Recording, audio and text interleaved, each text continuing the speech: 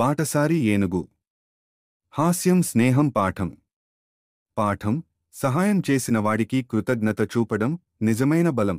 పెద్దదైన బలమైన ఏనుగు బాటసారి అడవిలో ఓ మార్గం మీద నెమ్మదిగా నడుస్తూ వస్తుంది.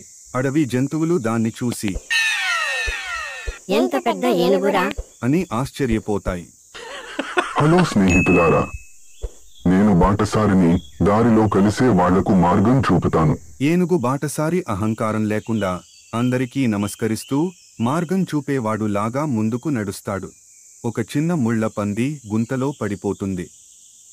బాటసారి తన తొండంతో దానిని బయటకు లాగి సాయం చేస్తాడు. ఆ ముళ్ల పంది సంతోషంగా, ఏనుగన్నా, నువ్వు నిజంగా బాటసారి. ఎప్పుడూ దారి చూపేవాడివి, రక్షించేవాడివి అంటుంది. అక్కడే ఉన్న నక్కలు కొంచెం ఎగతాళిగా, ఒకరోజు నీకు సహాయం చేసే వాళ్ళు ఎవరూ ఉండరు, అంత బలవంతుడివి కదా అంటాయి. మార్గం బాటసారిని ఒక గ్రామానికి తీసుకువెళ్తుంది. రైతులు, పిల్లలు సంతోషంగా ఏనుగును చూస్తారు.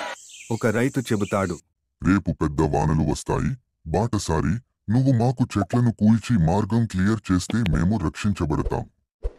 ఏనుగు సంతోషంగా సహాయం చేస్తాడు. ఆ రాత్రి గాలి బలంగా వీస్తుంది.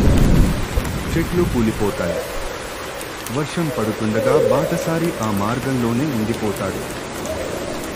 ఉదయం కల్లా నీరు పెరిగి వరదల మధ్య ఏనుగు చిక్కుకుంటాడు. పెద్దదైన ఏనుగు నీళ్లలో కదలలేక, అయ్యో, నన్నెవరు రక్షిస్తారు? నేనే అందరికీ సాయం చేసేవాడిని కదా అని బాధపడతాడు. గ్రామస్తులు భయపడతారు. ఏనుగు బయట పడకపోతే రహదారి మూసుకుపోతుంది. చిన్న ముళ్లపంది, కుందేళ్లు, కోతులు వస్తాయి. ముళ్లపంది చెబుతుంది, బాటసారి అన్నా, నువ్వు ఎప్పుడూ మాకు దారి చూపించావు.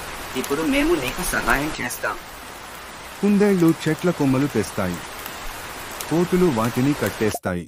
ముళ్లపంది, తాబేలు నీళ్లలో ఈదుతూ ఏనుగు కాళ్లను స్థిరం చేస్తాయి. జంతువులందరి కలిసికట్టుగా చేసిన ప్రయత్నంతో ఏనుగు నీళ్ల నుంచి బయటపడతాడు.